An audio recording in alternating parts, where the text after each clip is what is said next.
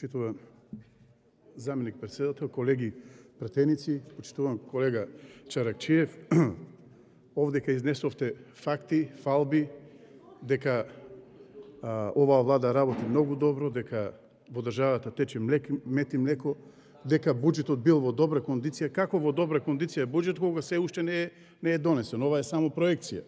За тоа колку добро вие работите, ви кажаа граѓаните на последните локални избори. Посебно во Радовиш. Изгубивте со 2672 гласа. Па тука се поставува прашање дали имате и мандат вие да зборувате за буџет, бидејќи на некој начин ги излажавте граѓаните. Ја заменивте вашата функција пратеник со градоначалник. Вашите тези кои што ги изнесовте тука и тезите на владата во заминување, предводена од СДСМ и ДУИ, дека блескаме и дека одиме напред, се само, почитуван колега Чаракчиев, гол популизам и бестрано лажење на македонските граѓани. Реалноста во која што сме втурнати од вашето неспособно раководење на владата и државните ресурси е дека сме во неславното друштво на најсиромашни држави во Европа. За жал. Фактите од релевантните меѓународни институции говорат дека Македонија е далеко од Европската унија и од европскиот стандард. Пак ќе кажам, за жал, рангирајќи не на поразително 6-то место на најсиромашни држави во Европа.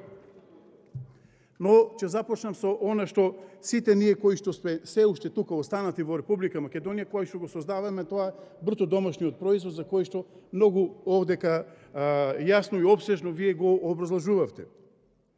Бруто домашниот производ според Светска банка за 2022 година треба да има раст од само 3,7%. И не се согласувам со вашата теза дека Србија има помал бруто домашен производ или помал јавен долг. Србија има раст, предвиден раст од 4,5%, Албанија од 3,8%, Косово од 4,8%, Црна Гора 5,6% и така натаму. Што според она што го создаваме сите ние заедно овдека, сме на дното од сите балкански држави.